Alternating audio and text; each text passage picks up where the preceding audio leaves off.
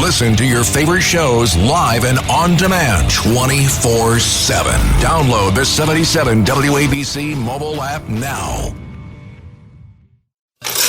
It's More Money with leading economist Steve Moore. Stephen Moore is with us, economist. With more than 30 years experience as an economist and as a leading thinker of government on business, showing deep understanding of the shifts in the global economy. He's leading economist Steve Moore with More Money on Talk Radio 77 WABC. Now, here's your host, Steve Moore. Good afternoon, folks. This is the More Money Show on WABC, where we talk about politics, we talk about the economy, we talk about finances, how you can make more money yourself.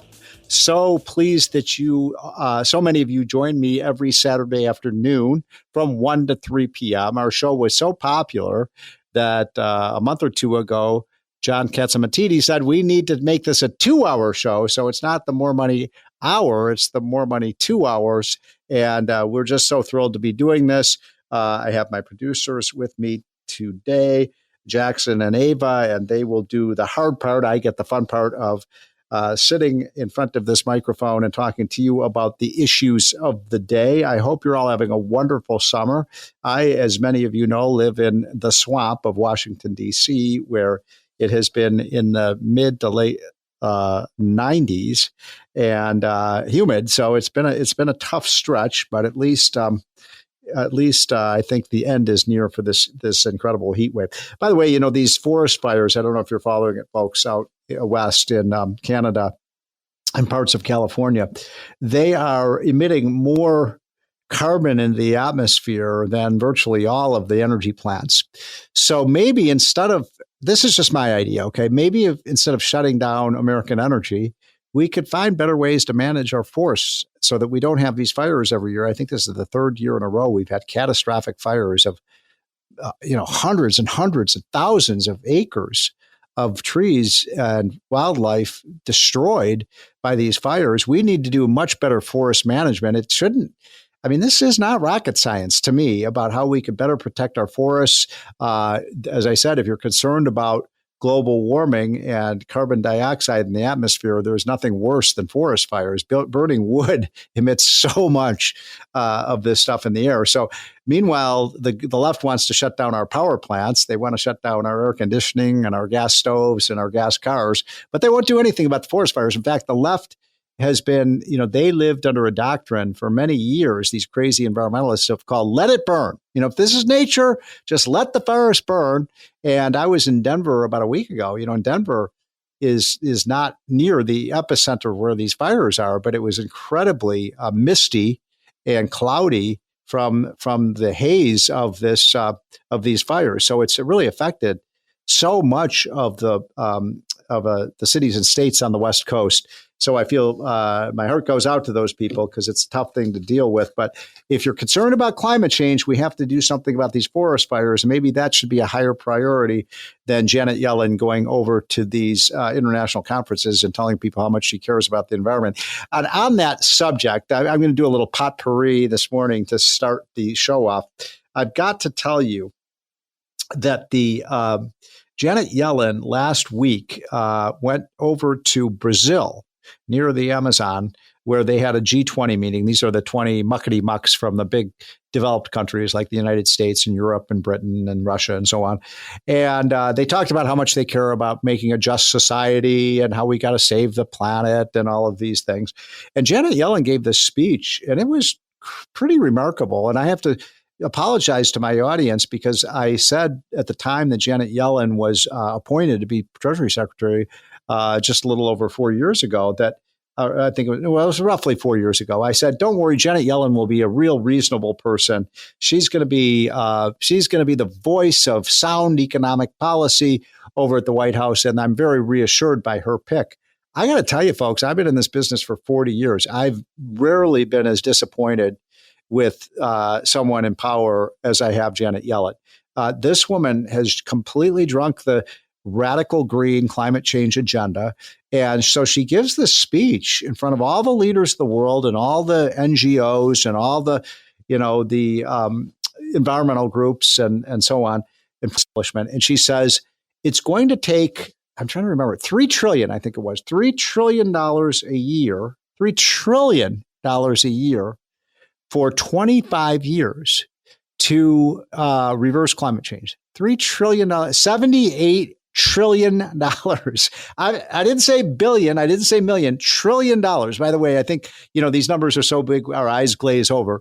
But remember, $1 trillion is $1 million. So maybe I should say $78 million. That's how much she wants to spend on climate change. Lord knows where that money's going to go. I'd sure love a slice of that action, wouldn't you?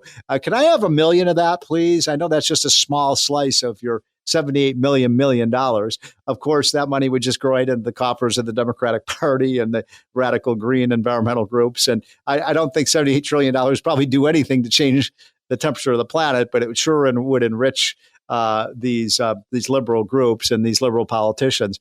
But think about how lunatic that is, and that is someone who is supposed to be the head of our economic system in the United States is going over there and talking about where the hell is that money going to come from?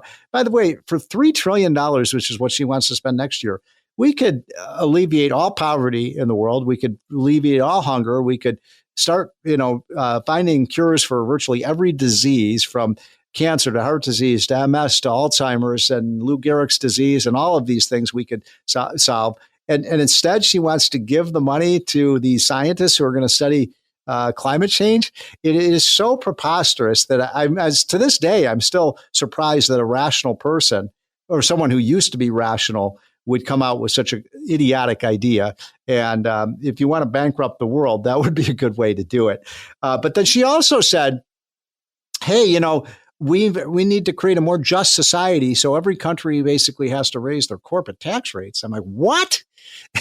We should be reducing tax rates to make, we don't want the government to be bigger. We want governments to be smaller. Government takes away wealth, takes away income, makes people poorer. I mean, look at what's happened in Venezuela. And I don't know how many of you followed. They had the elections that were a little less fraudulent than the typical election in my home city of Chicago. But Maduro, the socialist leader there, basically stole the election. We all know it's true, although the New York Times said, no, they didn't steal the election. But obviously, all the people in Venezuela know what really happened. And Venezuela's become such a poor country that literally, a year or two ago, they were literally starving to death in the streets. People started eating the animals in the zoo because there was no food. And this is the year, 2022, and then they don't have enough food. And that's what socialism does. It's a killer of prosperity. But anyway, I'm so disappointed with Janet Yellen, and I cannot wait till we get a new Treasury Secretary. And incidentally, next on this show is going to be my good friend Scott Bessent. And you've got to listen in on that, because Scott is one of the front runners to be the next Treasury Secretary. He's so smart, super smart, financial guy, very close to Trump, and I can't wait to talk to him about all of this. Next thing I wanted to talk about in the few minutes before we bring Scott on, and we got a great show today, by the way, folks. We've got Scott Bessent coming on to talk about what's going on with the economy. We have my friend Andy Puzder, who was the head of, one of the biggest restaurant chains in the country, and was very close to Donald Trump and still is. And he's going to talk about what's happening with the business environment right now. And it is not a pretty picture, folks, unfortunately. And then I have my friend Chris Wright coming on from Liberty Energy. He's having a huge fundraiser, by the way, for Trump at his ranch in Montana, coming up in a few weeks. And I just love Chris. He's an amazing mind, and he's going to talk about what's happening with energy policy. So I'm excited about today's show. I always say, I'm not the best radio talk show host, but I get some of the best people coming on the show to be guests. And you do not want to miss that over the course of the next hour and 45 minutes. One last point I wanted to make before we take our first break, and that is, you may have seen that Intel just announced late this week, that they are laying off 15,000 workers. Intel, they are one of the largest chip makers. They make microchips and semiconductors, and they're laying off people. Their stock has fallen massively. There was like a 20% sell-off on their value of their stock. They're having all sorts of problems. They had to cut their dividend. And why I mention this is that Intel was one of the leading cheerleaders for this crazy, you may recall, we passed something called the CHIPS Act. This was, I think, in 2022. I forget whether it's 2021 or 2022. The problem is Biden passed so many of these massive trillion-dollar spending bills, I get them all mixed up. But the important thing to understand is that he increased the debt and spending by $5 trillion, which is an all-time champion, a record for fiscal recklessness. In any case, this was this big CHIPS Act, something like $500 billion we're going to hand out to the chip industry to keep these microchips here. But it didn't work out so well because now Intel, which is one of the biggest beneficiaries of this, they've gotten, by my calculations, close to $200 million of your and my money. Their stock is in the tanks. They're laying off workers. It just isn't working for them. And so this, by the way, the one chip maker that's doing really well still is of course NVIDIA, and I'm here to brag that we bought NVIDIA about a year and a half ago, and it's up 10x. We made a lot of money on that stock. I'm not that good at picking stocks, and I have to confess, my wife chose NVIDIA. I didn't, but NVIDIA is doing very well now. Their stock has taken a hit too lately as the technology stocks sell up, but they're still way, way, way up. And the interesting thing about the story is NVIDIA is a company that did not take any money from the taxpayers. They don't take, now they make their chips in Taiwan, but they have thousands of employees here, and they've made literally hundreds of billions of dollars for American shareholders. If any of you have a 401k plan, I hope you have NVIDIA in your stock portfolio because their stock has gone up so much in value. And so I just find it interesting. The company that did not take government money and did not take these handouts, but just continued to,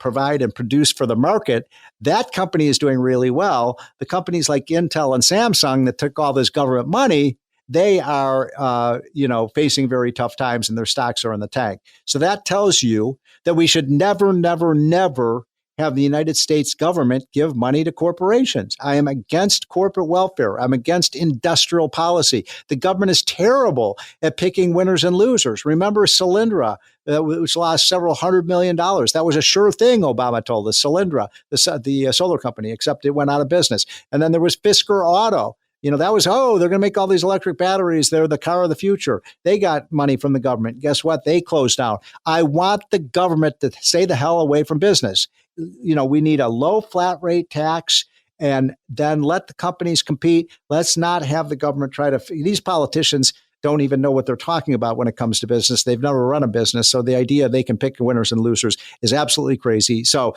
Moore's Law is no government aid to dependent corporations. Get that? No federal aid to dependent corporations. Welfare is bad for everybody, and it's especially bad when we give welfare to big companies. I'm a free market guy. I'm pro-business, but I am not pro-government intervention in these markets. Folks, we will be right back with Scott Bessent, one of the wisest financial guys in the country, if not the world. He may be the next Treasury Secretary for Donald Trump. So you got to stay tuned for that. This is WABC, The More Money Show. This is More Money with economist Steve Moore. Now, Steve Moore. Welcome back, folks. This is the More Money Show on WABC Talk Radio. I hope everyone is having a wonderful weekend. I'm so proud and privileged to introduce my next guest, Scott Bessent. Many of you who are regular listeners of this More Money Show know that I have Scott on very often because he's one of the wisest financial minds that I know. Made a lot of money in the financial markets for himself and for his clients. He is the CEO of Key Square Group. He is also a very close advisor to Donald J. Trump. He's one of the key economic advisors, along with people like Larry Kudlow and myself and Bob Lighthizer. And I know that Donald Trump really values your advice, Scott. So thanks so much for coming on the show. No, happy to be on, Steve. And there's a lot going on. Okay, so let's start right with it. You and I were talking off the air about this crazy story that happened. I think it came out Thursday or Friday that Intel, which is one of our largest semiconductor companies that makes microchips, is laying off, I think, 15,000 of their employees. And that's a sad story. But what makes it even sadder, Scott, is that Intel was one of the biggest cheerleaders for this so-called CHIP Act that had I think it was a $300 or $400 billion price tag, where the government was going to provide all this money to rescue the American chip makers. And boy, it doesn't seem like it's turning out. Well, look, Steve, Intel, what triggered this was Intel reported earnings this week, and the stock went down 20%. Then they announced that they're going to lay off 15,000 Americans. 15,000. 15,000, 15% of their workforce. God. And it's not working out. And, industrial policy thus far under the Biden administration has been a failure. And, importantly, for Intel shareholders, it's been a failure. Intel stock is at a multi-year low now. So anyone who wants to take money from the CHIPS Act, beware.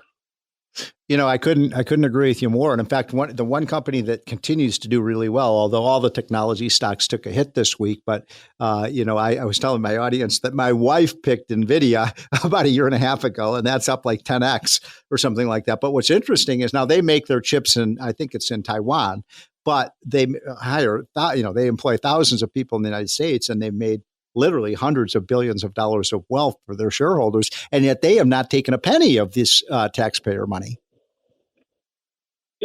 Look, Steve, the government cannot, as you know, better than anyone, the government cannot legislate innovation. Picking winners and winners and losers is not something the federal government should be doing. We should set a level playing field where national defense is involved, give incentives for certain targeted industries that we need to move out of China or help with the supply chain. But we cannot legislate good outcomes. Well, I would just put it slightly differently. You're absolutely right that they should not, but I would make also the case they cannot pick winners and losers, because when they pick winners and losers, they pick more losers than winners. And so it hasn't worked out so well. Do you remember Solyndra and Fisker and all these other companies that Obama said were the companies of the future? And of course, they went bankrupt. I'm of the opinion, Scott, and I'd love your reaction to this, that I think the worst thing you can do for an industry is subsidize it. I couldn't agree more. There's a natural cycle of innovation and the recreation that we've seen. Companies, there's an ebb and a flow, and giving these subsidies is not helpful and probably stifles innovation. And so the other interesting thing, Scott, is that, you've been incredibly successful as a stock picker yourself. That's the industry you're in. And there are a lot of really good stock pickers like you, and we have capital markets. I have always maintained, and I'd love your reaction to this, that one of the many, many reasons the United States is the global economic superpower. We have incredibly efficient capital markets, and we have really, really smart people who do their homework, who direct where the capital goes. And there's nobody better at that than you. And now we have this attitude in Washington. And by the way, many Republicans believe this too, that the politicians are the ones who should direct the capital, not the capital markets. Yeah. And look, there can be a problem with short-termism, but in the end, the capital markets that we have, whether it's the equity markets, we have the deepest and broadest debt markets, and there is nothing like our innovation. I'm on a foundation board, and we went out to Silicon Valley about 18 months ago, and we met with these entrepreneurs and these startup companies, and the things they're doing are just extraordinary. Mm-hmm. So in any time. Like with Intel, anytime you lock in an incumbent too much, you're stifling the creativity down low. And I think there's a real danger when you start subsidizing the incumbents at the expense of the startups. We put. Saw, Steve, when you and I first came into the business, graduated from college, there was only AT&T. And imagine if there was just one monolithic phone company, where we would be now. It would be kind of a Soviet style system. Well, I think that's exactly right. And, one of the smartest things we've done as a country in the last 30 years, and this was one of the few times the government got it right, is that at the birth of the internet, you and I are old enough to remember that when the internet was first being invented. Remember AOL and a few of the companies that were the first in the game. But, we basically allowed the internet to be sort of the Wild West. Remember that? We said, OK, we're going to let the companies succeed and failure and fight it out. And, we create trillions of dollars of industries. And we became, the world dominant company, and with great companies like Google and great companies like Apple and great companies like Amazon and on and on and on. And it's because, in my opinion, we kept the government an arm's length away. Well, Steve, there's a fascinating podcast that Marc Andreessen and Ben Hurwitz, two of our country's greatest venture capitalists, did, called Big Tech versus Little Tech, and it explains why they have moved across the aisle, and they are substantial Donald Trump supporters in terms of dollars. Wow! But more importantly, because of his and the Republican Party's ethos on innovation. So the Biden administration was blocking crypto and the blockchain. Biden administration has put a cap on something called FLOPS, which is how powerful can the AI be, which is a European-style regulation. Right. Biden administration wants to put a capital gains tax on unrealized capital gains, which would just drive innovation offshore. So it is fascinating to hear two of the greatest venture capitalists in the history of the United States talk about their metamorphosis and, coming across the aisle from being big Democrats and Silicon Valley Democrats to supporting Donald Trump.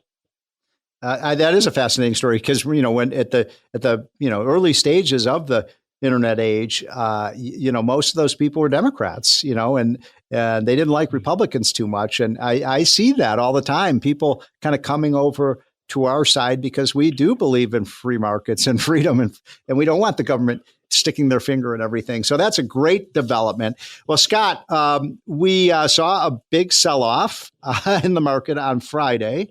How worried should our investors be who are listening to this show?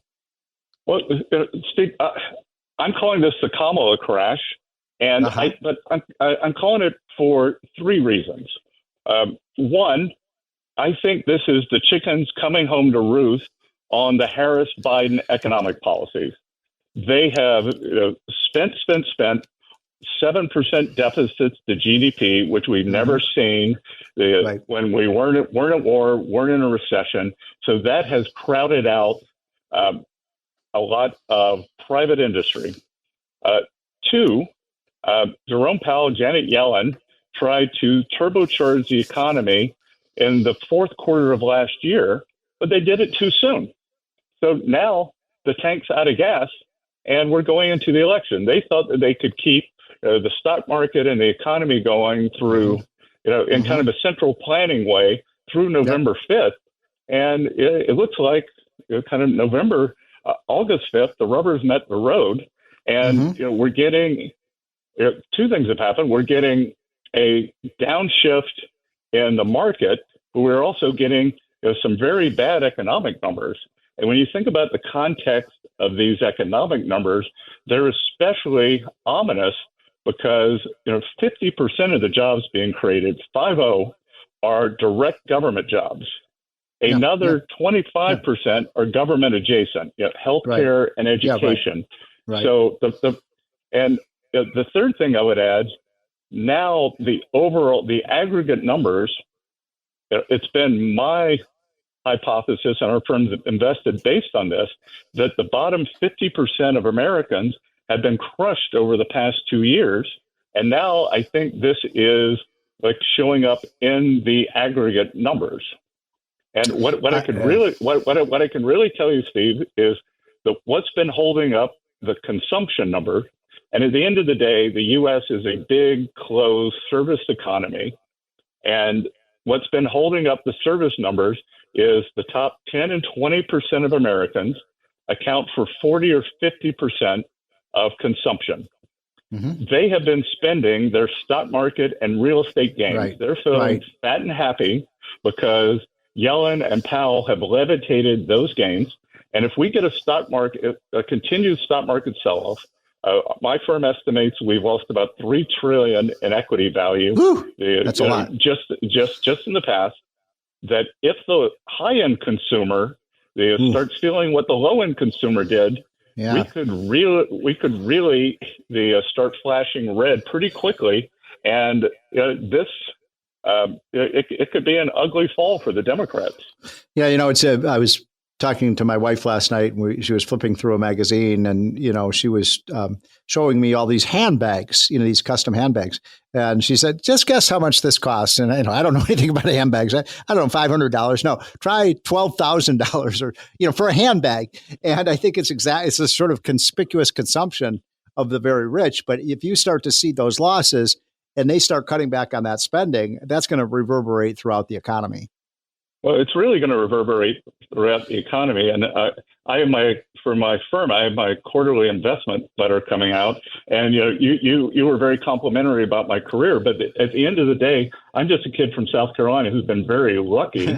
But in the past few months, I have been to both the Italian Riviera to Portofino, which is booming. Prices are up 3x. And I've been to Myrtle Beach, which is affectionately known as the Redneck Riviera. And it is a wipeout. The occupancy rates in motels are down 20 or 30%. Wow. And I think now there's a chance the rest of America starts feeling what the part of America has been feeling. Back to your point on subsidies. My firm has noticed that in the industrial space, in the construction space, all of those companies have been struggling if they were not part of the Biden-Harris handouts. So if you were not being funded by the IRA or by the CHIPS Act, you're struggling, and it's crowded everybody else out. Everybody else out. Yeah, the haves are the haves that get government money, and the have-nots are the people who, the companies and the people who aren't getting these big checks. By the way, I'm speaking with Scott Bessent, who is with Key Square and one of the top financial minds in our country, and also will be certainly one of the leading economic finance people for what we all hope to be the incoming Trump administration. So one last question for you, Scott, and I appreciate you taking some time off your Saturday afternoon to do this, is I wanted to ask you about, because I know you do talk to Donald Trump pretty regularly, as I do. I think you talk to him even more than I do. And I'm wondering what kind of advice, given the events of the last, the world's changed a lot in the last 2 or 3 weeks, but what should Trump do to reverse these trends that are so troubling, that are inflicting our economy with a kind of anemia? Yeah, look, I think that he just has to go back to the first principles that you and Larry Kudlow, Art Laffer designed in Trump 1.0 to Trump 2.0. Mm-hmm. And I've called it 3, 3, and 3. So what's that? 3% real growth. A lot of that driven by deregulation. Yep. Commit to getting the budget deficit down to 3% by 2028. Yeah. I call it. By the way, Scott, we're a long way from 3% right now, so that's going to be a heavy lift. But I think we can do it. Well, I think we can do it. And Steve, the reason I've been a private citizen, and the reason that I have chosen this moment is because of people like you who have convinced me that this is our last chance to grow our way out of this problem. Yeah, it is. And not become a European-style social democracy. So get the budget deficit down through growth, through capping discretionary spending, except for defense, and then 3 million more barrels equivalent a day of U.S. energy production per day. We can do that. And we can do it. You had an incredible out in Milwaukee. You had the great Harold Hamm, and he went through the litany of what the Biden administration, the torturous regulatory framework the Biden administration has had for his industry for the past 3.5 years. And I would think that 3 million barrel equivalents a day, U.S. oil, gas.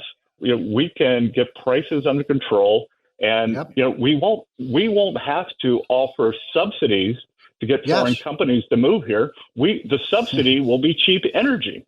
Yeah.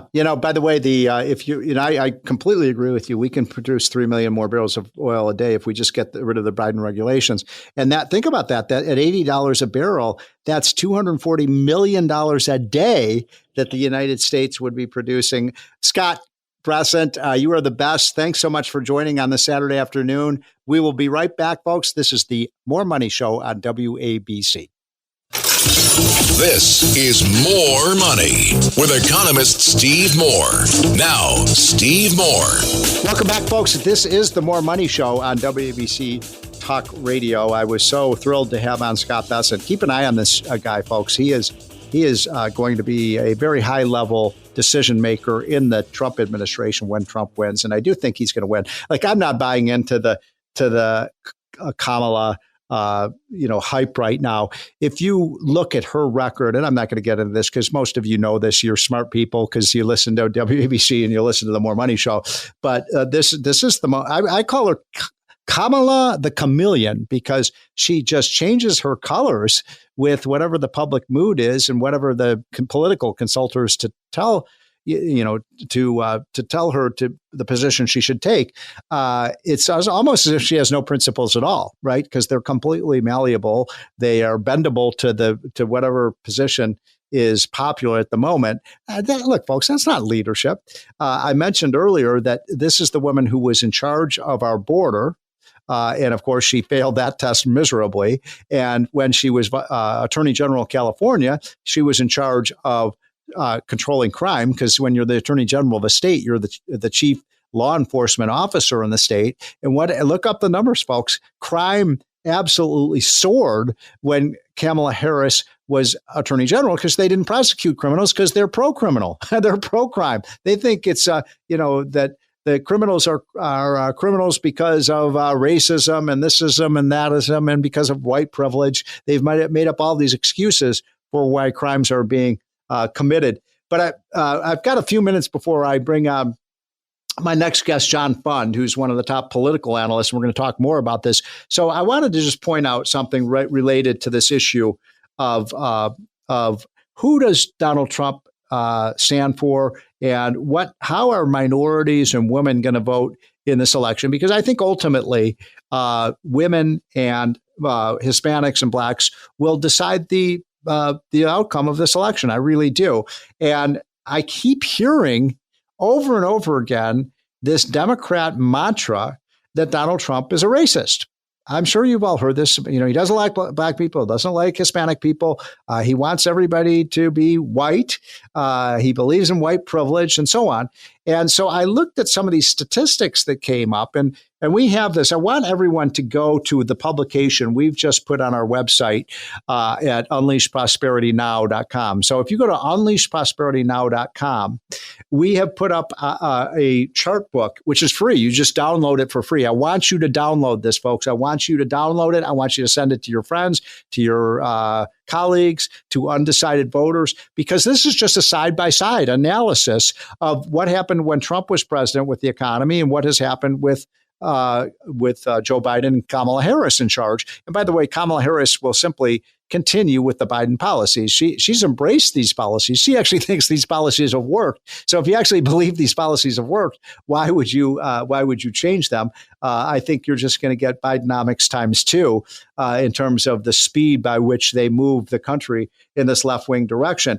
But on something like all but 2 or 3 of the indicators on the economy and the measurements, things like poverty rates, things like gas prices, things like interest rates, things like inflation rates, things like, who's better for blacks and Hispanics. Every one of these statistics, with a couple of exceptions, has basically been saying that Trump does better than Biden. Let me say that again. Trumps Biden on all these statistics. And the most important one that I wanted to point out to you was that when you look at minority poverty levels, the poverty levels fell for blacks and Hispanics to their lowest rates ever when Trump was president. Let me say that again. blacks and Hispanics had their lowest poverty level ever when Trump was president. They have risen under Biden. Blacks and Hispanics had their lowest unemployment rates ever recorded under Donald Trump. And now they've been rising under Biden. And finally, when you look at income gains, blacks and Hispanics had some of the biggest income gains ever when Trump was president, and blacks and Hispanics have lost money in real take-home pay when you take into account inflation under Biden. They're poor. That is to say, blacks and Hispanics on average are poorer today because of Biden's policies. So how can you say that Joe Biden is the champion of Black America when, and in fact, it's been Trump that has been so superior in providing, better living standards, better outcomes for blacks? One other quick thing before we take our break, and I bring on John Bunn. Yeah, when Donald Trump this week spoke to the black reporters, you may have seen that, and he was interviewed by this black woman. I don't know a lot about her. I thought she was kind of snarky. I thought she was kind of, I didn't think she treated Trump very respectfully. But after all, he was president of the United States. I don't like Joe Biden, but if I was with him, I would treat the president with respect. But what was so interesting is Trump did talk about the things he's done for minorities, but I wish he would have he made one mistake, in my opinion, and I'm going to tell him this next time I see him. Mr. President, that is Donald Trump, when you are talking about the things you've done and that you want to do to help minorities in America, the most important thing is school choice for every child. The kids who are being most cheated by the teachers' unions and by the failed school system are blacks and Hispanics of low income. And under the plan that you have, we are going to provide more opportunities. And just as, let's say kids with white privilege, and I had white privilege. I was able to go to a great high school and a great grade school when I was growing up. I feel blessed by that. Well, I want to see every child have that kind of opportunity, not go to crappy schools where they're not teaching anything. So I think Trump is the one, if you really believe in trying to create a just society that treats everyone the same and provides every American with the same opportunity to succeed in this country. I'll be right back, folks. This is the More Money Show on WABC. It's More Money with leading economist Steve Moore. Now, here's your host, Steve Moore. Welcome back, folks. This is the More Money Show on WABC Talk Radio. As promised, my next guest is John Bunn, who is a political mind par excellence. He has been following politics for the Wall Street Journal, for National Review, for Fox News, for probably the better part of 40 years. John and I have known each other for 4 decades. We overlapped for a while at the Wall Street Journal editorial board. You read his writings all the time. He is also one of our main contributors to the hotline, which is what I was talking about earlier on the show. And you can get the hotline for free. Just go to unleashprosperity.now.com or unleashprosperity.com and sign up for it. It's free. And I think you'll get some real value from it. John, thanks for joining. So much to talk about this week. Let's talk about your favorite lady, Kamala. You and I have been in politics for a long time. I've never seen anything quite like this before, with the media treating this woman as if she were Margaret Thatcher, the second coming. You and I have followed her career a bit in the past. What the heck is going on here? I see that Trump was a 61% favorite to be president 2 weeks ago, and now he's down to about 52%.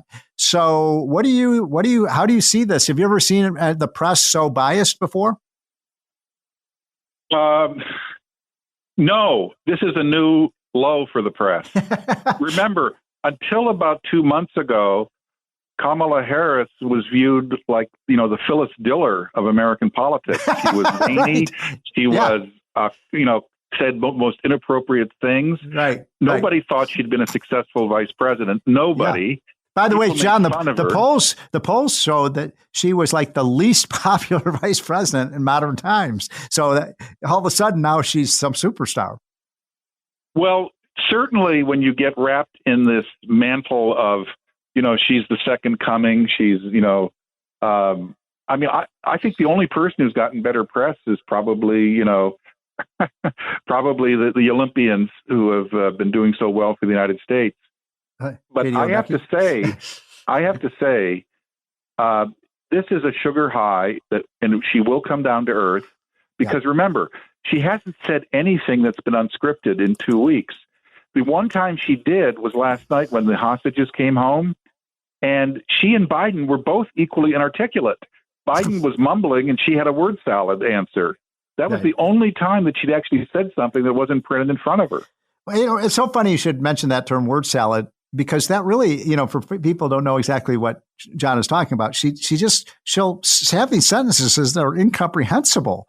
And there've been 100 examples of this, John, and you listen to her like, what did she just say?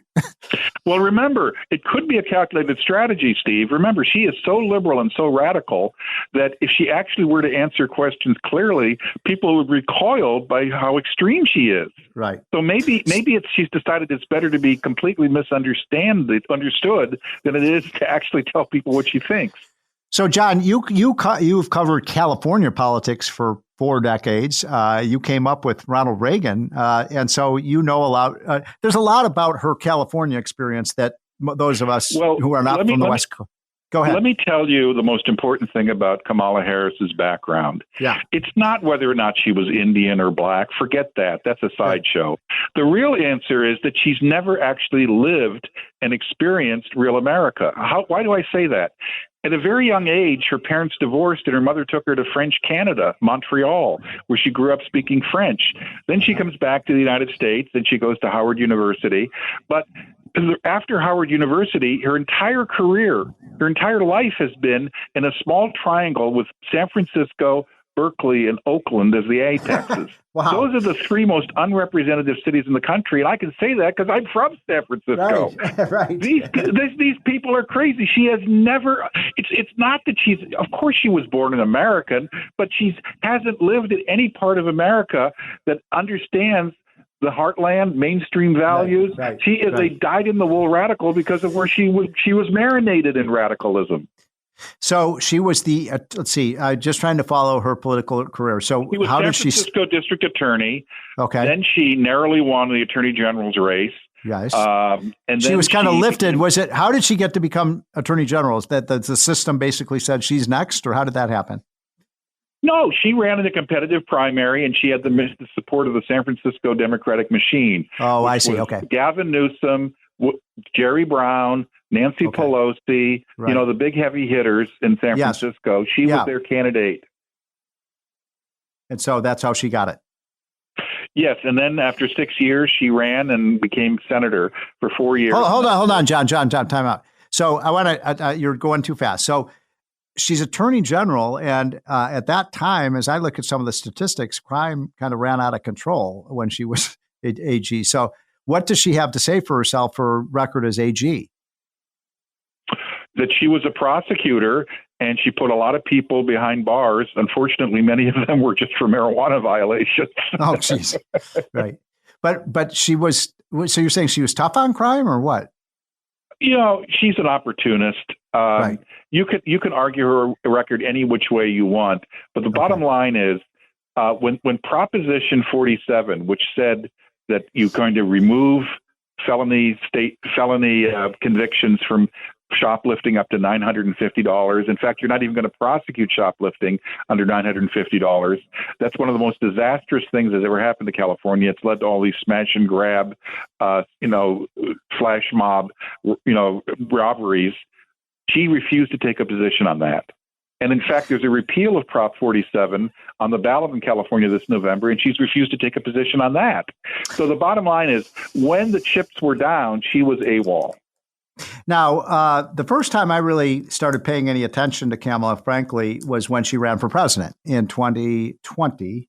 And she ran, correct me if I'm wrong, John, you know more about her than I do. She ran to the left, didn't she, of Biden?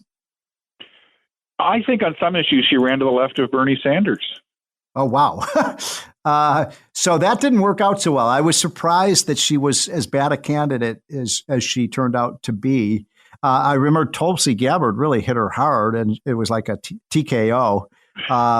So what do you make of her her years in the Senate? Well, other than yelling at Brett Kavanaugh when he was nominated for the Supreme Court, which was not one of her finest moments. She is best known in the Senate as probably being the worst manager of any Senate office. Really? Are you serious? No, I'm serious. I'm serious. I normally don't like to criticize people's management style because everybody has their own. Right. She is known as someone who is profane, belittling. 92% of her staff, Steve, as vice president, has left her office. 92%. I've heard about this is an exodus. This is an exodus that hasn't been seen since the Bible. Yeah. Well, look, I mean, Trump fires people too, but I've heard that she's really a tyrant. And I've read many stories that, she just treats people unfairly, that she's very arrogant as a leader of her office. Fair enough. I mean, I think you can criticize Donald Trump's management style too, but that's reported. Her management style and her excesses. I mean, for example, if you were a staffer that was below a certain level, you were not allowed to look her in the eye. What? Yes. You couldn't look her in the eye. What is she, the king? You were she an emperor? To look her in the eye. No, she insisted. When she came into the office, everyone was told you have to greet her as "Good morning, General," when she was Attorney General. Yeah. So now she is. She has been basically doing somersaults on almost every issue, and the press is lapping it up. It started with the whole myth that she really wasn't the border czar. She really is for. Let me disagree slightly with you. She has not repudiated any of her stands. Her press secretary has done that.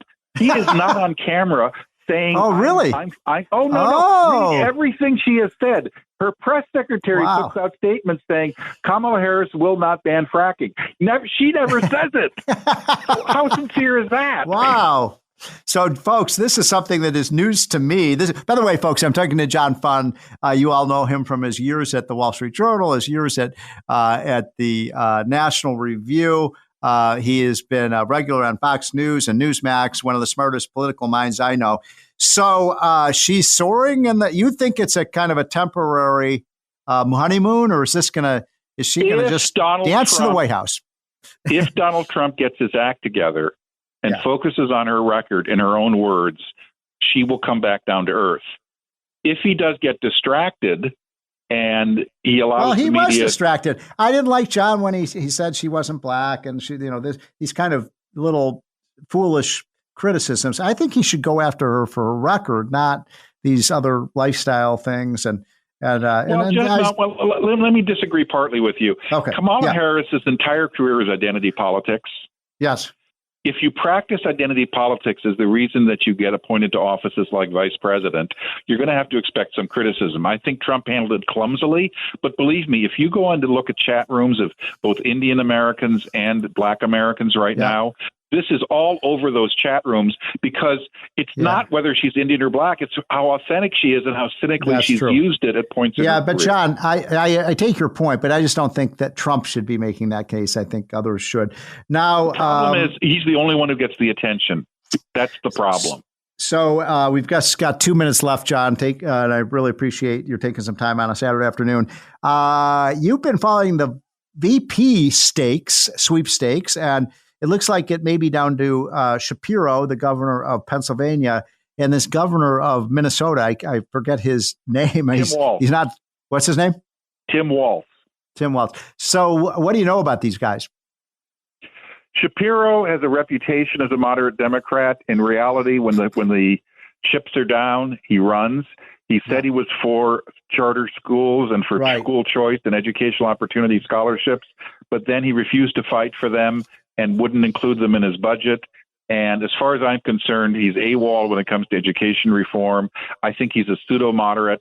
Tim Walz is one of the most incompetent governors in America, and it's a scandal that the press covering whether or not he's going to be the vice presidential nominee won't discuss his actual record in Minnesota, which is a disaster.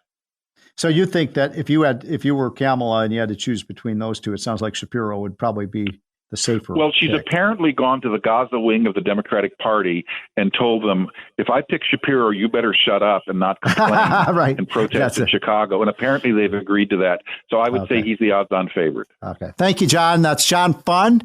You can read him at National Review. He is one of the leading political experts at our Unleash Prosperity. John, have a great weekend. We'll be right back, folks. This is the More Money Show on WABC. It's More Money with leading economist Steve Moore. Stephen Moore is with us, economist. With more than 30 years experience as an economist and as a leading thinker of government on business, showing deep understanding of the shifts in the global economy. He's leading economist Steve Moore with More Money on Talk Radio 77 WABC. Now, here's your host, Steve Moore. Welcome back, folks. This is the More Money Show. This is our second hour on WABC. We're on from 1 to 3 p.m. on WABC and many affiliates throughout the country. And I know many of you listen to our show online and through other means. And so thank you so much for joining. We're so pleased with not only the size of the audience, which is really robust. And by the way, most shows you're listening to on the weekends are just, paid boring advertisements. I can't stand that, by the way, when I'm in my car listening to radio on the weekend and you're just listening to these crappy, paid advertisements. We've got real, programming here with great guests. It's something you don't get on most other radio stations. That's why you tune into WABC, because you're going to get really, hopefully, interesting and thought-provoking and sometimes good humor. And we try to keep it light, but we try to educate you. And I get educated by listening to you because we have so many smart people who listen to this show. And please tell your friends about the show. We're just so excited about our ratings. And I know from when I take callers, which I do about every other week on the show, that we have really smart people listening because I learn so much from listening to you. And this is a quick story that I've told several times before, but I want to mention it again, that I was privileged to know the great Rush Limbaugh, who really kind of invented talk radio and really made it the powerhouse that it remains today. And one of the things that was so amazing about Rush Limbaugh is he saw political trends that were happening before anybody else did. He saw what was happening in 1994 with the Republican Revolution. He saw, what was happening in all of these, debates that were happening. And I was people are always wondering, how did Rush know what was going on before everybody else did?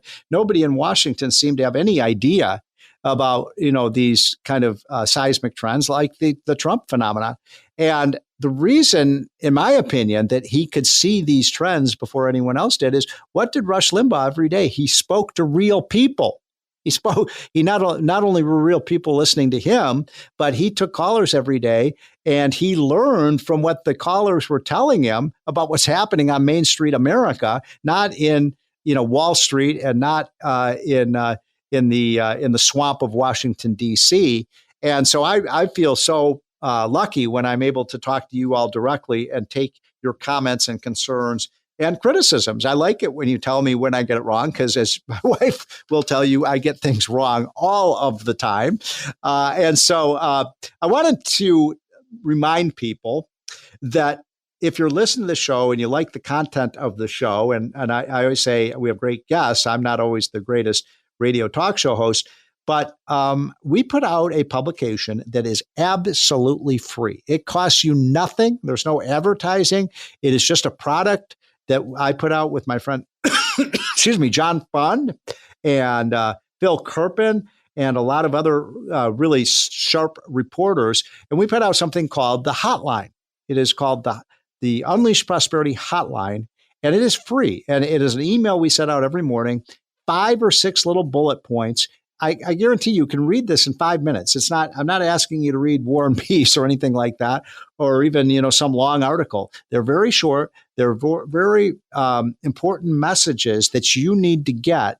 So when you're debating, and by the way, I don't care if you're liberal or conservative or independent or Democrat or Republican, whatever, I think you'll learn a lot from these things. Some of our items you may agree with, some of them you may not, but I think it's worth taking the time to reading the Hotline every day. It is free. It costs nothing. No Biden inflation. I'm not selling you anything, folks. Just go to unleashprosperity.com. Send us your email. We'll start sending to you. It takes you about a week to get in the system. And then once you start getting it, if you like it, we'll keep sending it to you. If you don't like it, just unsubscribe. But I think you will like it. I mean, I've talked to people like, I talked to 25 of the United States Republican senators this week, and they're at their Senate lunch on Capitol Hill.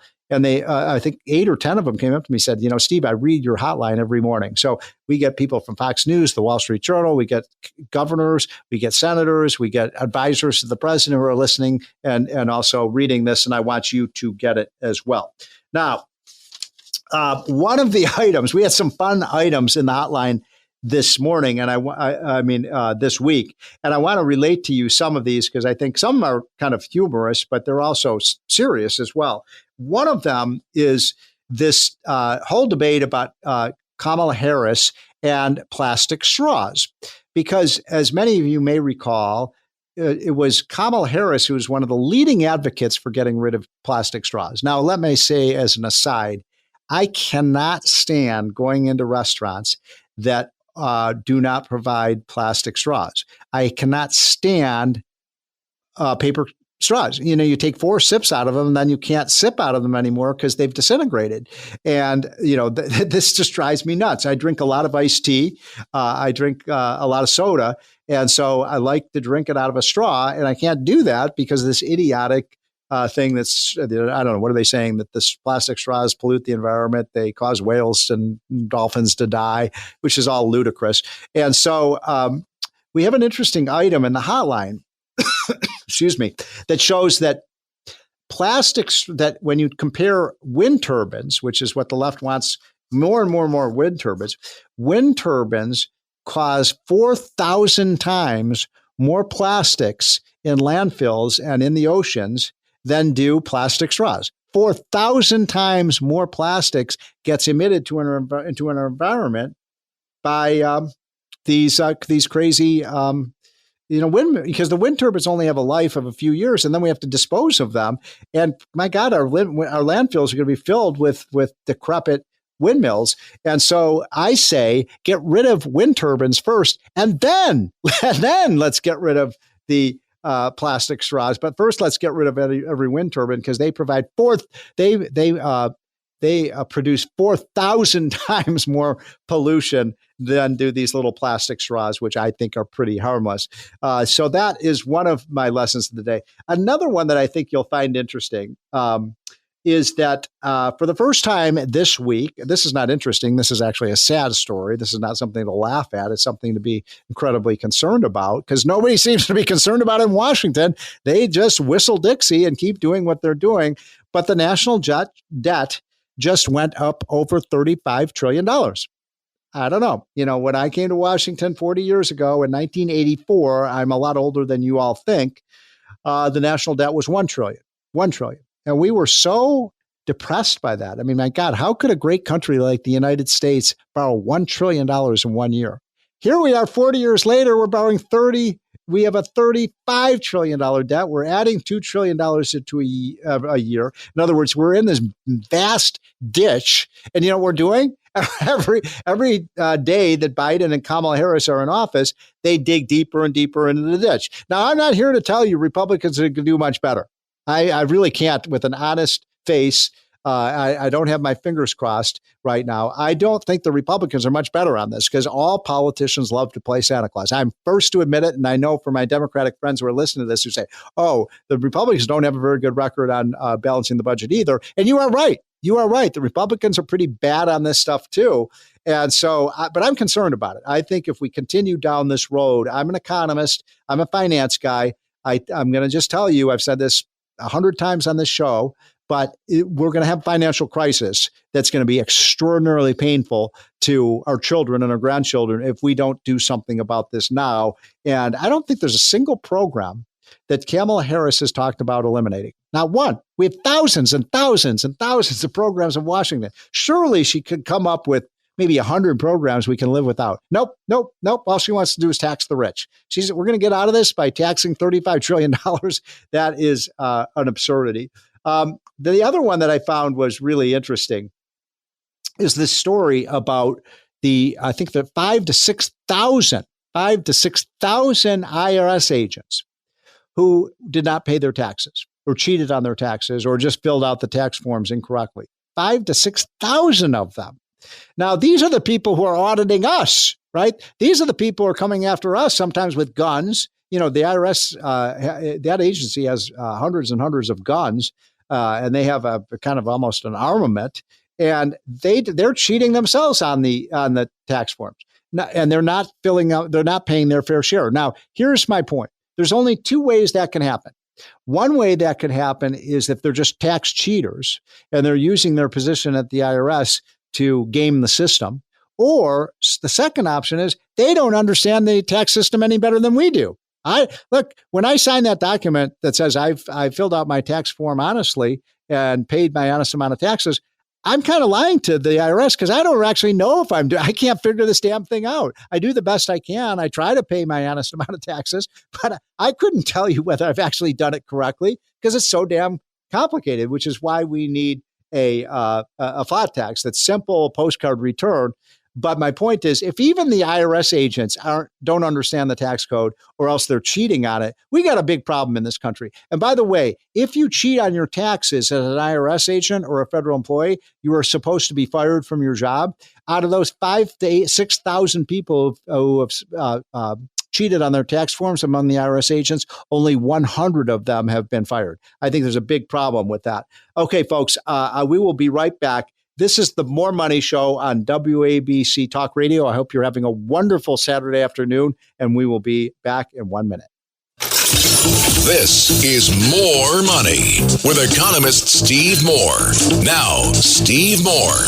Welcome back, folks. It's the More Money Show on WABC Talk Radio. Be sure to sign up for our free hotline that comes out every morning. Just go to unleashprosperity.com and sign up. And there's no Biden inflation here because it is absolutely free. I'm not selling you anything. I just want you to be the smartest person in the room. One of the smartest people who's, whenever he's in the room, one of the smartest people is Chris Wright. He runs, he is the CEO of Liberty Energy, and he's one of the smartest guys I know on what's happening in our energy industry. He's spent a lifetime in that industry. He hails from, where do you live? Are you in Colorado? Denver, that's what I thought. Denver, Colorado. I knew it, and I know because I know you are having an event with Donald Trump in Montana, and so anyways, it's so great to have you on, Chris. I'm a great admirer of yours. I think I first became really aware of you when I read your annual report on what's happening in the energy industry, and it was a real eye opener to me. And I was really thrilled that you actually had the courage to actually defend the oil and gas industry. It's such a great story. I think the shocking thing is that the rest of our industry doesn't choose to defend our industry. That's the bizarre thing to me. I think I'm the normal one, but I am the one that stands out like this. Right. And so you basically, and by the way, the book that I wrote on energy came out about, 6 or 7 years ago. It's called Fueling Freedom. And that's what you do. You fuel freedom because without energy, without oil, gas, and coal, we don't have an economy. Absolutely. And I read your book, of course, Steve. I've followed you for decades. So great to be talking with you today. And I appreciate your focus on two big issues for me: energy, which we'll talk about today, and school choice. And both of these are what empower people to pursue whatever their life dreams are or their business dreams are. You can't do anything without freedom, and you can't do anything without energy. Sorry to interrupt you, Chris, but, I know you're going to be seeing the president sometime in the next week or two. You may see him before I do. And so you just raised a really important point about school choice. I really believe it's right now the most important civil rights issue of our time. We cannot go forward with half of the kids in our school system not being able to read or write or do math, and most of them are minorities and low income. And so it was interesting when Donald Trump had his event with the black journalists, and the woman, I forget what her name was asking about, what have you done to help minorities? I wish he gave a good answer, but I really wish he had also stressed school choice, because this is probably the most important issue for Black and Hispanic parents, that they can send their kids to good schools. Yeah, to get those young skills in life and that optimism and that belief that you can author your future. I think it's just essential to launch people into wherever their dreams are and whatever their career is. And then the other, of course, piece of that goes together so well is affordable energy. Yes. There's still 2 billion people in the world that don't even have, they're cooking their meals burning wood and dung. It's amazing. It is amazing. Waste. Right. How many? 2.2 billion today. Oh, my God. Over a quarter of humanity. That's incredible. It's tragic. And by the way, cooking meals on wood is worse for the environment than using natural gas or coal or oil. There are a lot of carcinogens. I made the point earlier on the show, Chris. I don't know if you're aware of this, but these tragic forest fires that are happening in California and Canada, they emit way, way more CO2 in the environment than the oil and gas industry does. There's also a lack of poor management. I write about that in that book you mentioned, Bettering Human Lives 2024. We walk through the last 100 years of how many acres burn in the western United States and why they burn and what's driving the recent increase, nowhere near back up to the natural level we saw 80 or 100 years ago, but it's been increasing because we stopped managing our forests. There's 34% more wood on the same size forest. We need to get back to just sensible policy on energy, on managing the environment, and sobriety on climate change. But these have been passions of mine for some time. So I'm talking to Chris Wright, who is the CEO of Liberty Energy. He may very well be the next energy secretary when Donald Trump becomes president. I think he will be elected in November. Chris, I am always interested in successful people like yourself and how you became successful. Tell us about your background and how you really got into the energy industry in the first place. Well, I grew up, and when I was in high school, I was kind of a math science kid. I love science. Where was that? Where'd you grow up? Where'd you grow up? Denver, Colorado. Denver. Colorado. Okay, you're from Denver. Okay. Yeah, so I grew up there, and there was a mania, a pretty widespread mania then in the early 80s that the world was coming to an end, and that fossil fuels were the demon then too. But it was that we were going to run out of energy and metals and fertilizers, and this was going to lead to the collapse of industrial civilization, and lifestyles would regress backwards. And of course, as a young, optimistic kid, I didn't want that to come to pass. So I ended out choosing from a Western kid in Colorado. I ended up going to MIT specifically because they had 2 tokamak reactors to work on fusion energy. Like if the world doesn't have energy, nothing else matters. That's right. So I knew from 16 years old, I was going to spend my life working in energy. Wow. Uh-huh. And so then what happened?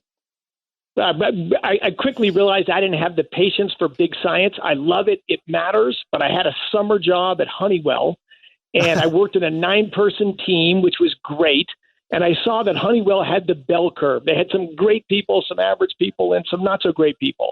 And I realized from that job that, oh my gosh, imagine if you only had those people that really loved their work, that were passionate about it, that were playing to win.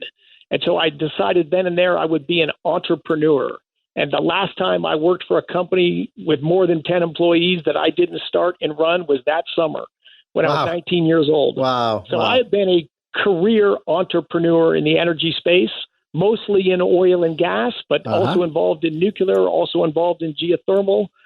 But if you care about energy, the world ran on hydrocarbons when I was born, and it's going to run on hydrocarbons when I die, I hope a long time from now. And so I'm thrilled to be in the American oil and gas industry. We also work in Canada. And I think, as I told you before, Stephen, a little bit of a blind squirrel finds a nut story. I played a role in the start of the shale revolution in the late 1990s with Mitchell Energy and the Barnett Shale. All right. So let me stop you there because you just reached an important inflection point, right? Which is that, it's funny how you and I are probably close to the same age. If you remember the 59. whole, I'm 59. Oh, okay. I'm 64, so I'm a little ahead of you. But yeah, I grew up in the 70s when they said, we're going to run out of oil, we're going to run out of food, we're going to run out of all these things, and the world is overpopulated. And that's when I met Julian Simon. He was my mentor, and of course, he taught us all that everything that all the experts were saying was completely wrong. By the way, today we have a shortage of people, not a surplus of people. But in any case, then I always say that I wish Julian Simon had lived. He tragically died at a fairly young age, and he really did change the world. But his whole thesis, as you probably know, Chris, was that innovation and the human mind and human ingenuity is what drives progress, and that we're not going to run out of these things because we're always going to find a new way to produce oil or gas or to produce food. And all this, I wish he had lived to see the shale revolution, because it was exactly the kind of thing that he talked about. So I would love if you could explain, and by the way, another just aside, Chris, I hear, these quotes from Kamala Harris saying, I'm against fracking.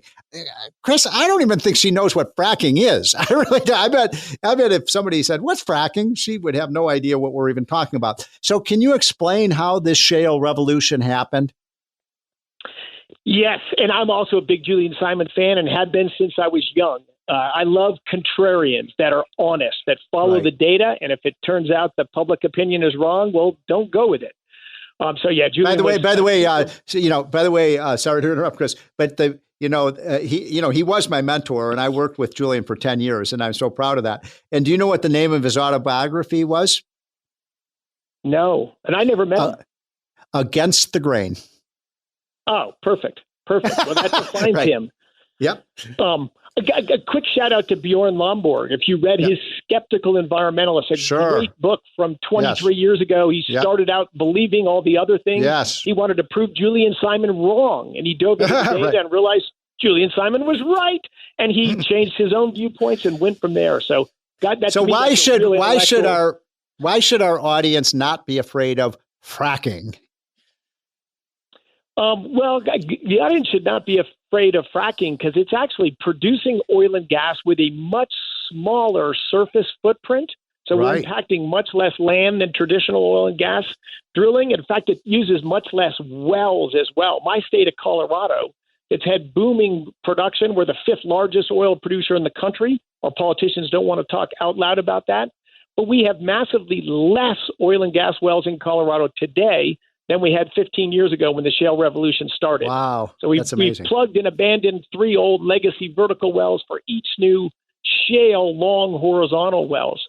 Wow. And so Steve, the quick story is look, oil and gas was created hundreds of millions of years ago in the time of the dinosaurs. The planet was much warmer, much more CO2 in the atmosphere, and therefore abundant life on Earth. And so lots of biologic matter. How do you feed a 120-foot-long dinosaur? You need big plants and lots of them. But oil and gas comes from plankton that lived in the ocean, fell to the bottom of the ocean, and then got buried.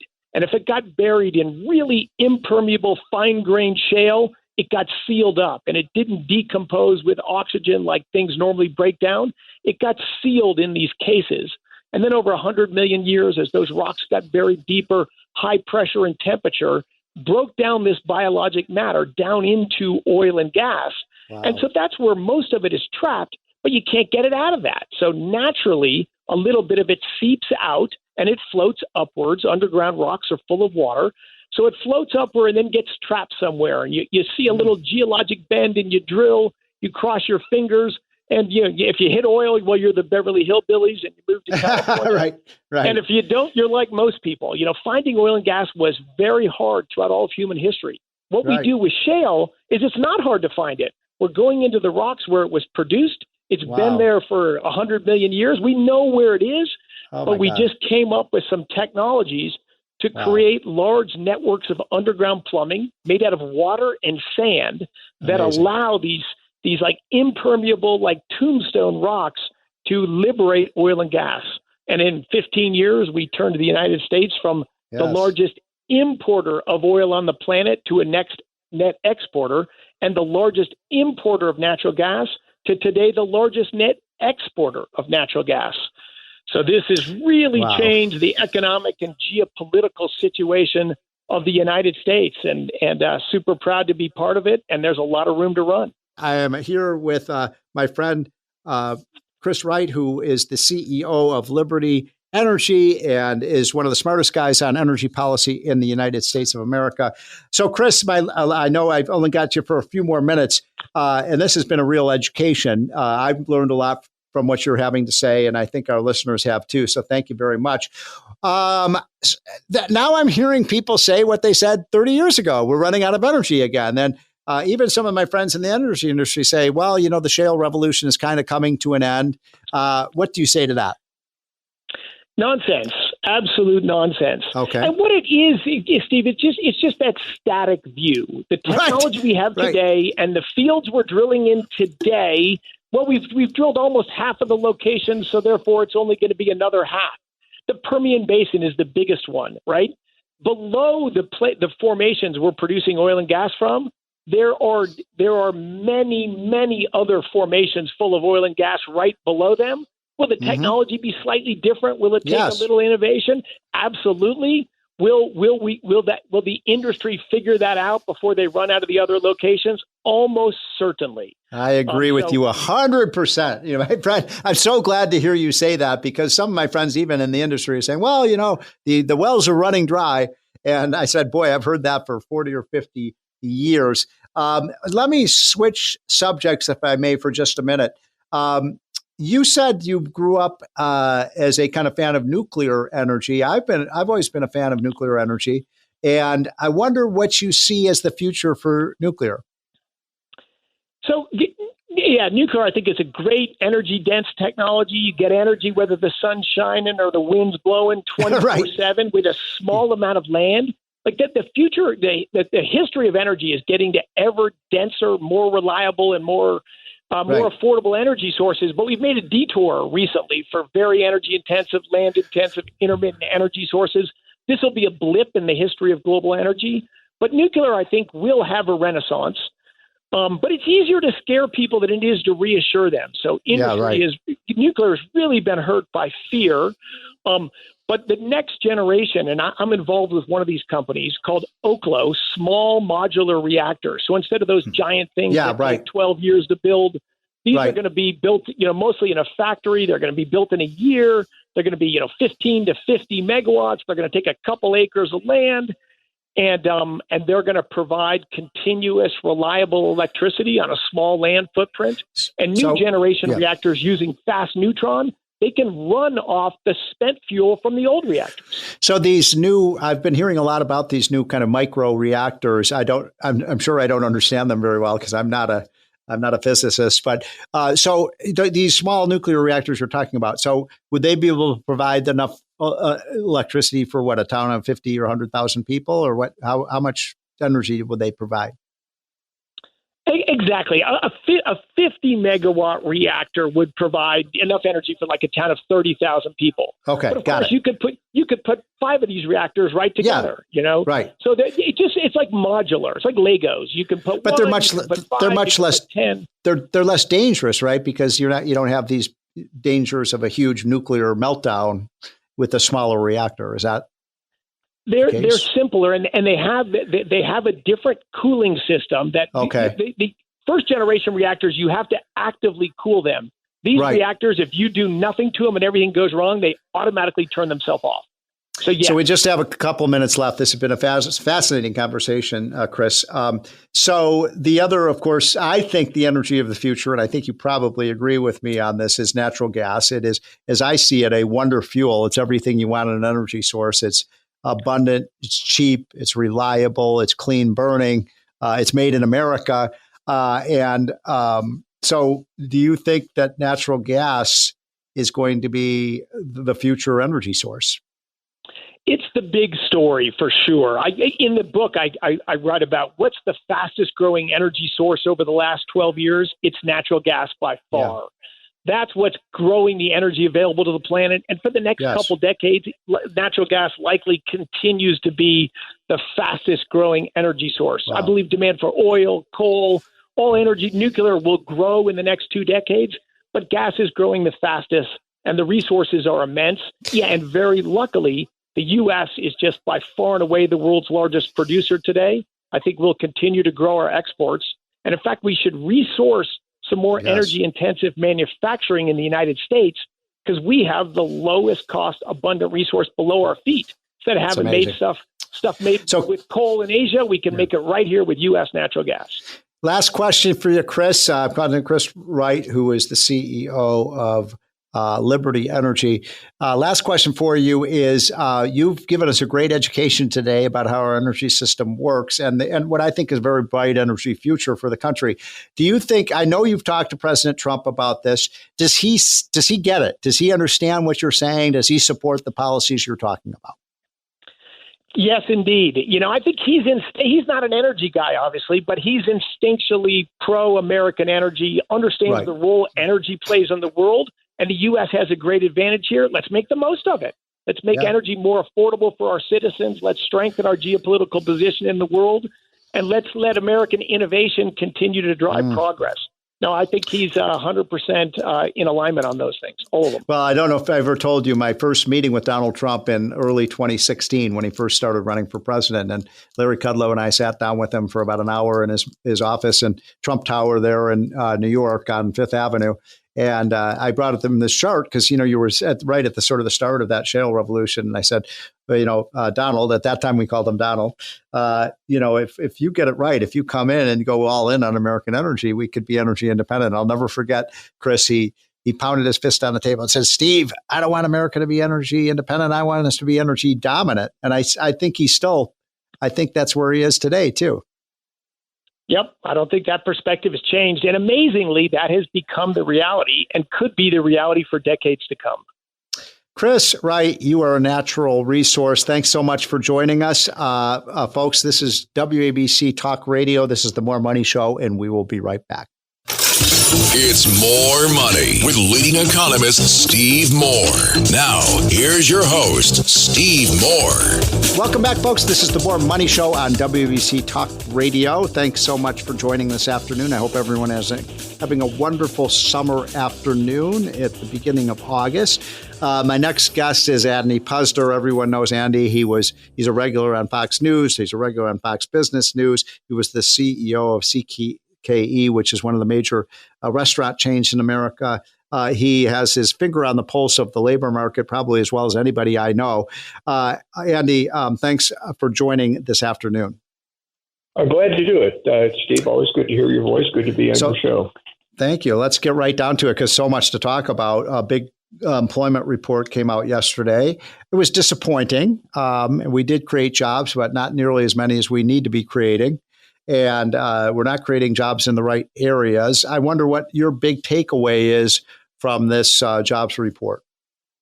Well, I have two. One is on what's called, as you know, the Establishment Survey, which tells us how many jobs were created. And, you and I do these interviews every month about the jobs numbers, and I think we do one month and we forget what happened last month.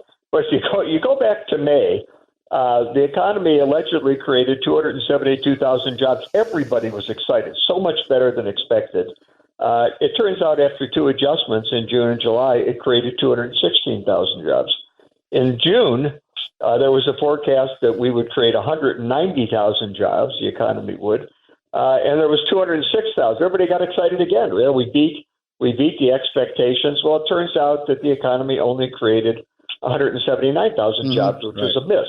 Now, today was already a miss. Yesterday, it was 114,000 jobs that the economy created, and the estimate was again that they would create 190,000 jobs. So, job creation has really been much slower, much weaker than the experts have expected for a number of months. The second thing would be the household survey, which is where we get the unemployment rate, and that measures how many people are working. And over the past year, if you look at these numbers, we've only added 57,000 people to the workforce, and it's a rounding error when you look at the number of the over 160 million people employed, and we're talking about 57,000 additional workers. Right. The real problem is that we actually lost 1.2 million, not 1.2 million domestic, in other words, Native American-born workers are now out of the workforce, and we've added 1.2 million foreign-born workers. The other problem is we've lost during that period of time 500,000 full-time workers and added 550,000 part-time workers.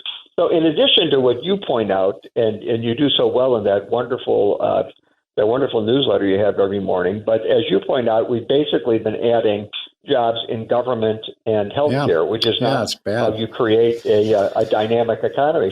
But we're creating jobs for people that are here probably illegally. We're creating part-time jobs, not full-time jobs.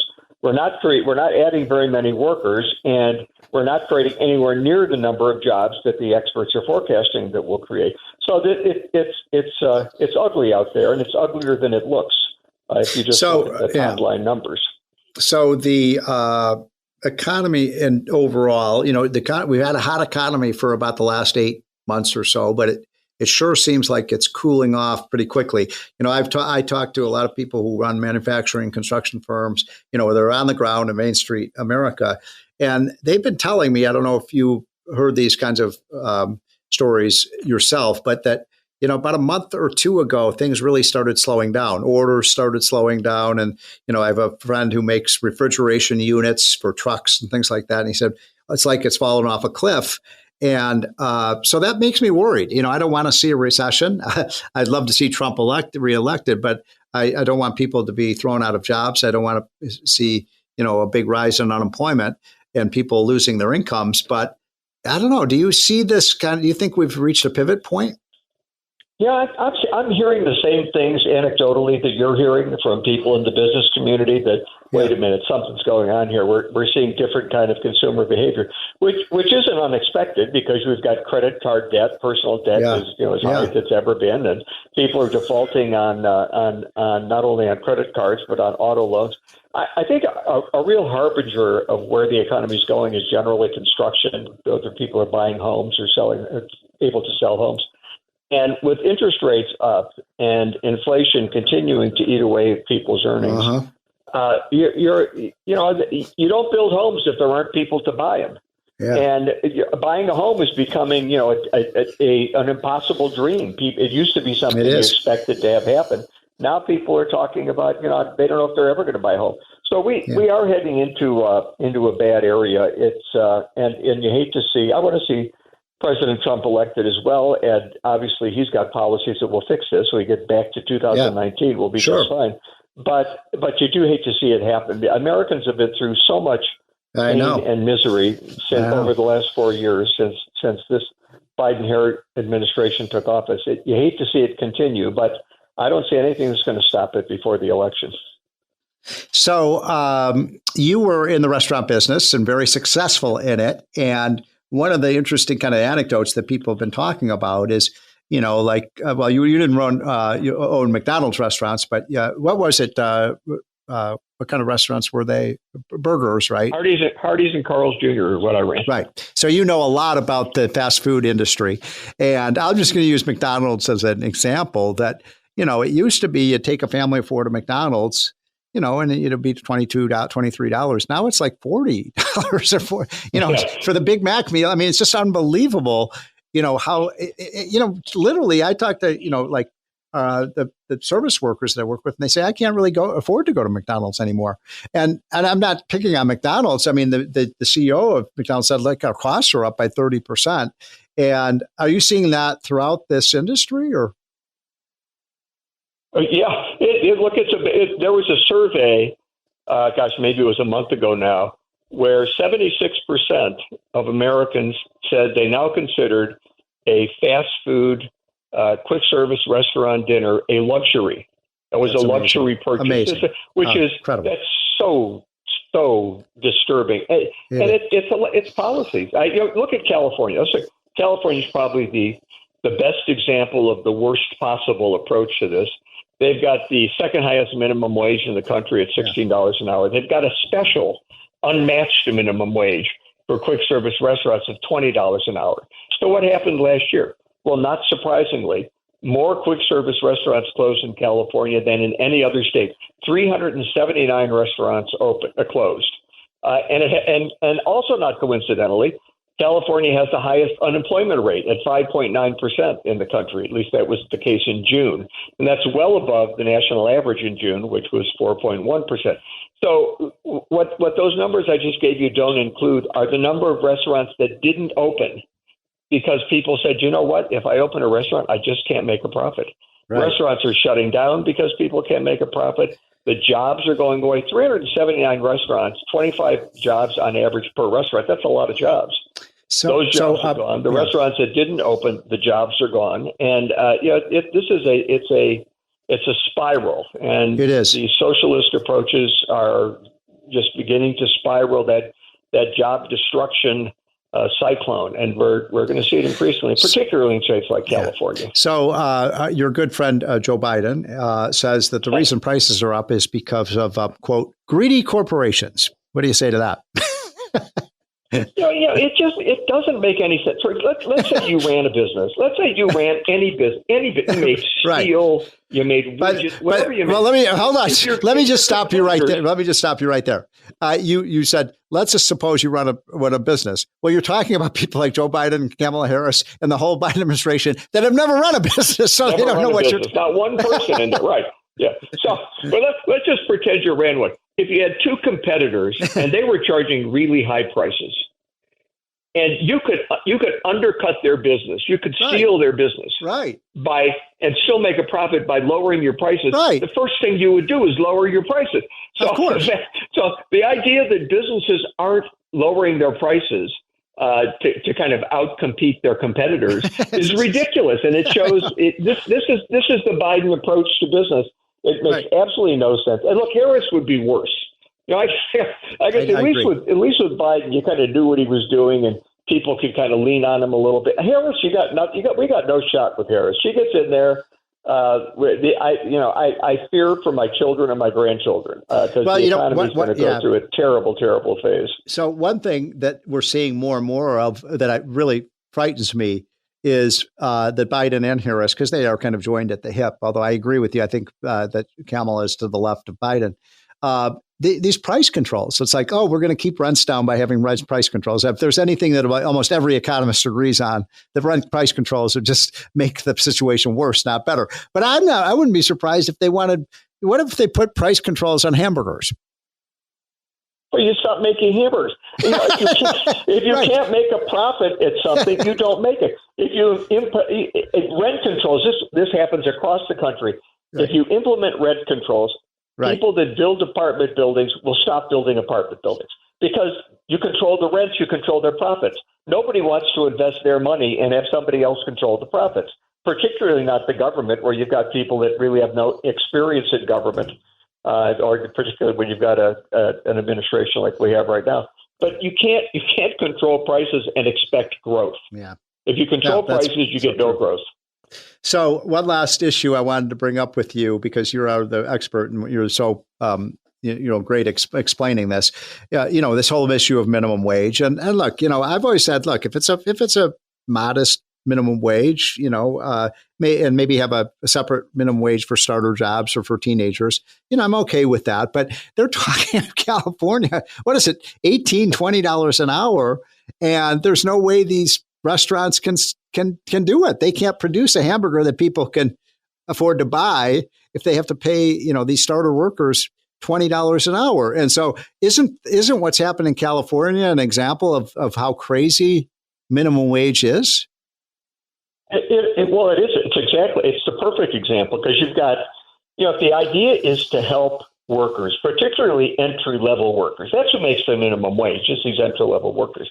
If you want to help those workers, you can't make a business pay more to them than the business can afford to pay and make a profit.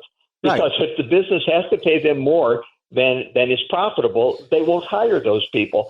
So there's nothing, and I've been lambasted across the country for being opposed. He opposes the minimum wage. Well, I don't oppose that. I oppose raising the minimum wage above what the market can bear. Right. I don't think the minimum wage is a great idea, but I don't oppose it as long as it's below what the market can bear. That's just fine. But when you go above what the market can bear, you're destroying jobs, you're causing businesses not to open and not to grow, and you're hurting the very people you claim you're trying to help. So it makes absolutely no sense in California. Like I said, they've got the highest unemployment rate in the country at 5.9% in June. And I'll bet it went up in July. I wouldn't be at all surprised if it went up. And I know people, and I'm sure you do too, who had fast food restaurants in California basically had to shut down the stores. So now instead of having 20 workers, there are 0 because they had to shut down. And they moved to. Yeah, like I said, they led the nation last year in quick service restaurant closures. 379 restaurants closed. God. There are actually brands that have pulled out of California. Yeah, they're no longer going. Not only not going to open there, they closed every restaurant they had there, and they're gone. California is in try. Did you hear today? Chevron is moving. Its headquarters. I saw that. They're moving out of California thoroughly. Every last job is moving out. Last question before I let you go, Andy, and I appreciate you taking some time on the weekend afternoon.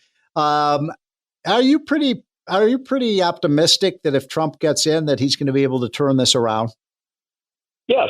I mean, I was optimistic in 2016 when he was elected because I knew what policies he would do. He's a business guy.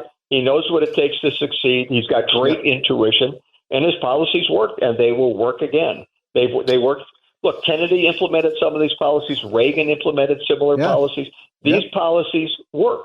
And if you implement them, the economy can recover. If you don't, but there is going to come a time when we're going to fall off the cliff. And right now, the interest rates on the government debt and the amount of the government debt has me scared to death. So we need to fix it quick. We can't wait forever. Yeah, stop digging if you're in a hole, right? And that's what Kamala would do. Well put, Andy Puzder. Andy Puzder, of course, as you see him all the time on Fox News and Fox Business News, and he's one of the soundest economic advisors out there. He was the CEO of CKE. So glad to have you on the show, Andy. Hope you have a great weekend. And we'll be right back, folks. This is the More Money Show on WABC. This is More Money with economist Steve Moore. Now, Steve Moore. Welcome back, folks. This is the More Money Show on WABC Talk Radio. Thanks so much for tuning in this afternoon. It's been a productive afternoon. We've had great guests. And I just want to close with this Wall Street Journal story that came out the other day that showed that the AP test scores are much higher than they used to be. Well, it turns out the reason the AP test scores for high school seniors is higher is because they've dumbed down the tests. They've made the tests easier. So supposedly kids are doing better because the tests are easier. And I say we should keep high standards, make sure that we're graduating from high school, the smartest kids, the best educated kids, the best trained kids, and we're not going to compete in a world where we have so much international competition to be the best if we're graduating kids and we're saying, oh, they're doing just fine because we're making the tests easier. That is the dumbest thing. And only the school system would try to figure out that kind of solution to the fact that we're not providing a great education to every child. The solution to that, of course, as you know, is to have school choice for every single child. It's one of our top priorities on Unleash Prosperity. I know it will be one of Donald Trump's priorities. By the way, Trump has said in his campaign platform, we are going to provide school choice for every child in America, doesn't matter what race they are, whether they're Black or Hispanic or Asian or white or high income or low income or middle income, or whether they're immigrant or they're native born. Every single child deserves a great education. And we're not going to have a great education by dumbing down the test. That is not the solution to our problem. Folks, I hope you have a wonderful weekend, and we will be back next week from 1 to 3 p.m. This is the More Money Show on WABC.